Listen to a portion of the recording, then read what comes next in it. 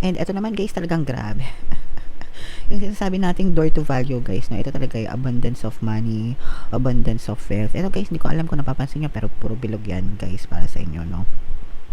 So ito pera-pera ito, guys, no. So parang uulan balde-balde ng pera sa buhay nyo, figuratively speaking mga kapiksi, no. Pero ibig sabihin nito, magiging magaan yung pasok ng pera sa inyo. Kung magaan na yung pasok ng pera sa inyo right now, magtutuloy-tuloy pa yan, mga kapiksi, continuously, para mag-overflow yung blessings.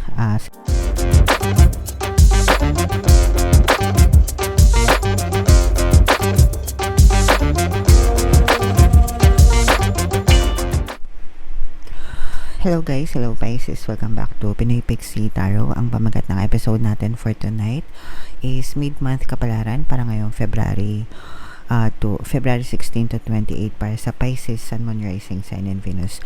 By the way mga kapiksi, pasensya na kayo sa boses natin, medyo malaki. Baka magulat kayo kasi nagka-sore throat kasi ako guys, so pasensya na. So, unahin natin itong deck na to guys. Tingnan natin yung mga mensahe sa inyo or yung mga paparating sa inyo ngayong February 16 to 28. Wow. Wow. So, napakaganda nitong mga mensahe para sa inyo guys. So, unang-una, we have door to value, no? So, mapapansin nyo, pintuan yan. 'Di ba? Bumubukas na siya.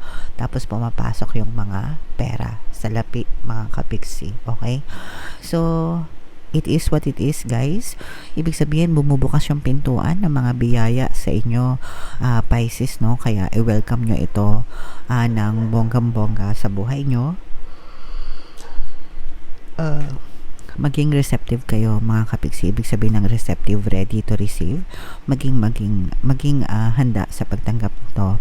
Palagi magpasalamat guys, no. That's how you make yourself receptive, kapag palagi kayong nagpapasalamat sa mga blessings na meron kayo, kahit gaano kaliit, kahit gaano kalaki, lalong pumapasok yung mga blessings sa buhay nyo mga kapiksi. Okay, so ito guys, i-mind nyo na yan sa comment section. Mind kaperahan, mind blessings, okay? And for some of you guys, ibig sabihin nito, nagiging maganda yung communication nyo. Excuse me, communication department guys, sa ibang tao, no? Kahit sa anong larangan, sa trabaho, sa relasyon, pag-ibig, ganyan. Ibig sabihin nagiging very smooth yung mga takbo ng transaction and takbo ng communication, mga kapiksi. Alright? And this is also a very positive message. Ibig sabihin nito guys, nakakalaya na kayo. Okay? Kasi kapag nakaganto yung card, kung mapapansin nyo, nakatali siya, no? So ibig sabihin nito, nakatrap kayo, stuck pa kayo sa past, mga kapiksi. Pero pag nakaganito na, ibig sabihin nakalaya na kayo. So you have freed yourself guys from a very, I don't know, toxic situation or sa isang sitwasyon na parang never ending para sa inyo, no? So you suffered a lot. Excuse me. Ibig sabihin nag-suffer kayo for the longest time guys, pero right now malaya na kayo. And you can do and have anything that you want, mga kapiksi. Magsisimula nang magbago yung takbo ng buhay nyo kasi nakaka-detach na kayo sa inyong past, Pisces. Okay? Alright. So, comment down below, Pisces, if feeling nyo naka-resonate kayo dyan. Tingnan natin yung energy nyo. Shuffle ko to guys. Habang sinashuffle ko to, panoorin nyo muna yung video natin regarding sa ating paano mag-manifest ng abundance video course. Kapiksi, sawa ka na ba sa mga struggles at hirap sa buhay mo? Masipag ka ba at masikap sa buhay ngunit hindi ka pa rin umaasenso? Ilang beses ka na bang nag-attempt magnegosyo at mag-invest pero palagi ka pa rin nalulugi? Sa pagkakataon na ito ay maaaring may subconscious beliefs ka na nagiging balakid sa iyong pag-unlad at pagyaman. Introducing, paano mag-manifest ng abundance video course. Dito ay matututunan mong ma-overcome ang mga balakid mo para tuluyan ka ng umunlad, umasenso, sumagana, maging matagumpay, successful at maswerte sa iyong kabuhayan, pera, trabaho, negosyo sa lapi at kaperahan ng bonggang-bongga. Dali, mag-send na ng email sa pinoypixie@gmail.com at simulan na ang iyong pagyaman ngayon. Alright, so sa lahat ng gusto mag-fill ng course guys, naka-flash sa screen nyo. Una, meron tayong paano mag-manifest ng abundance video course para sa inyong kabuhayan, pera, trabaho, negosyo sa lapi. Meron din tayong email coaching, paano mawala ang third party at magkaroon ng harmonious na relationship. And meron din tayong email coaching, manifest your desires using the law of attraction. So, sa mga interesado guys, mag-send lang kayo ng email sa pinoypixie@gmail.com. So, eto mga kapiksi, no? Pisces kayo and you represent ng Queen of Cups. This is both negative and positive. Yung nakikita lang natin sa negative, guys, is for some of you, maaari nagkakaroon kayo ng pag-aaway ng iyong partner o specific person.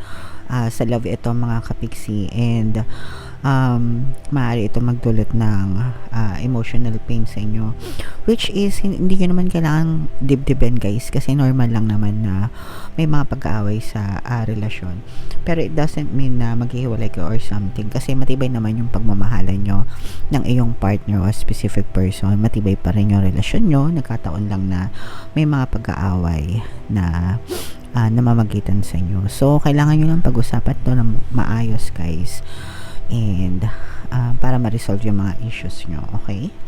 And ito naman guys, talagang grabe. Yung sinasabi nating door to value guys, no, ito talaga yung abundance of money, abundance of wealth. Ito guys, hindi ko alam kung napapansin nyo, pero puro bilog yan guys para sa inyo, no? So, ito pera-pera ito, guys, no? So, parang uulan balde-balde ng pera sa buhay nyo, figuratively speaking mga kapiksi, no? Pero ibig sabihin nito, magiging magaan yung pasok ng pera sa inyo.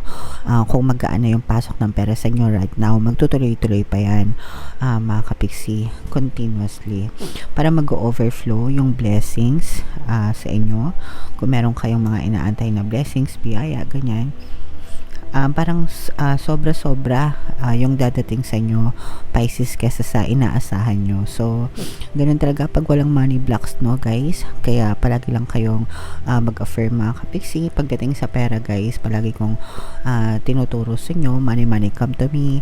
Palagi ako may pera, palagi ako nagkakapera. I'm the queen of abundance, I'm the king of abundance. So, basta palagi nyo lang sabihin yung mga yan guys, and definitely talaga magiging magaan yung pasok ng pera sa inyo, mga kapiksi, okay? Kung hindi naman kayo marunong mag-affirm guys, makinig na lang kayo ng aking mga pampaswerte subliminals, no? Libre lahat yon sa YouTube, talagang super effective, mga kapiksi, alright? So, and bukod doon guys, bukod sa kaperahan, no, may mga opportunity. Ito yung sinasabi natin na some kind of freedom, no, parang makakalaya kayo, mga kapiksi, dun sa mga problema na dinadanas nyo, and unti-unti kapag nakalaya kayo, doon na magpapasukan yung mga opportunities, yung excitement sa buhay nyo. So, parang nagpe-prepare kayo or nagpaplano kayo right now mga kapiksi, kung ano pa yung next na gusto nyong gagawin sa buhay nyo, okay? So, take your time, wag magmadali. Mga kapiksi, okay? So, tingnan pa natin what else guys. So, meron ditong excuse me guys, ayan, pasensya na guys kasi medyo masakit yung lalamunan ko. So, meron ditong presence ng fire sign guys, Aries, Leo, Sagittarius. For some of you, this may be another person, no? Kasi parang medyo nagkakaroon kayo ng conflict nitong person na to. Especially kung itong tao na to, parang kasamahan mo ito sa trabaho guys, na parang mataas yung posisyon niya, baka boss mo, baka senior mo, ganyan, na parang medyo nagkakaroon kayo ng conflict with one another. Pero wag niyong personalin guys, kasi nakikita, sabi ko nga sa inyo guys, 'di ba, magkakaroon naman ng magandang communication sa inyo ngayong February 16 to 28. So, kung gusto mo makipag-usap dito sa person na to para maayos yung gusot nyo, mas mabuti kung gagawin mo siya para hindi na lumala yung away nyo and hindi kayo personalan nitong person na to. Kasi for some of you, parang feeling ko personal na atake yung ginagawa niya sa'yo, lalo na kung let's say for example, work related naman yung issue mo, pero pinapersonal ka nung tao na yun. Alam mo yun? Nagets nyo ba guys? Yeah. So, walang personalan, di ba? Trabaho lang kung trabaho. So, if naka-resonate kayo dyan, guys, pwede nyo pakinggan yung subliminal natin na para maging mabait ang mga boss at mga katrabaho. So, super effective yun. Ang dami na nating natulungan doon, mga kapiksi, para talagang bumait yung mga katrabaho nyo sa inyo, guys. Okay? Alright. So, comment down below, guys, sa mga naka-resonate. Ito, guys, i-mind nyo na yung mga kaperahan na yan, no? Abundance of money, wealth, riches, pera, tsaka itong mga opportunities na to, mga kapiksi. I-mind nyo na yan sa comment section. Bunot pa tayo ng isang card para sa inyo, Pisces, for your additional message. Blossoming, ibig sabihin nito, guys, nagsisimula pa lang, okay? Or nagsisimula ulit. Mga kapiksi, you are just getting started, so have patience with yourself and the process, and do not give up. So, nagsisimula pa lang kayo, guys, ng bagong stage ng buhay nyo. Sabi ko nga sa inyo, di ba, yung iba sa inyo parang kakalaya nyo pa lang, mga kapiksi, mula dun sa mga problema na pinagdaanan nyo sa buhay, and may mga pumapasok na opportunities. So, yung mga opportunities na yan, guys, simula yon ng panibagong chapter nyo sa buhay nyo, panibagong paglalakbay nyo. So, wag nyong sayangin, wag nyong madaliin, take your time, mga kapiksi. Be patient, you trust yourself, and you trust the process, and everything will be alright for you. Okay, sabihin nyo lang, everything is always working out in my favor. Pasensya na kayo sa boses ko, ang pangit talaga. Yeah, so ganun lang, mga kapiksi, and wag kayong susuko, guys, sa paglalakbay nyo sa buhay, whatever that may be. Palagi nyo sasabihin, you can be, do, and have anything that you want, okay? Para kung ano talaga yung gusto nyo, mga kapiksi, maabot nyo sa buhay nyo, guys, okay? Alright, so yeah. Comment down below, Pisces, if feeling nyo naka-resonate kayo dyan. Again, guys, yung mga pinapamind-mind ko sa inyo, especially sa kaperahan, i-mind-mind nyo na sa comment section. Ito yung ating, for more tarot readings para sa Pisces, guys, ito yung playlist nyo. Ito naman yung ating success stories ng paano mag-manifest ng abundance video course. Click here to subscribe, guys. Ito yung ating mga pampaswerte subliminals. Thank you for liking, sharing, and subscribing. See you again next time. I love you all, mga kapiksi. Have a nice day. Bye-bye.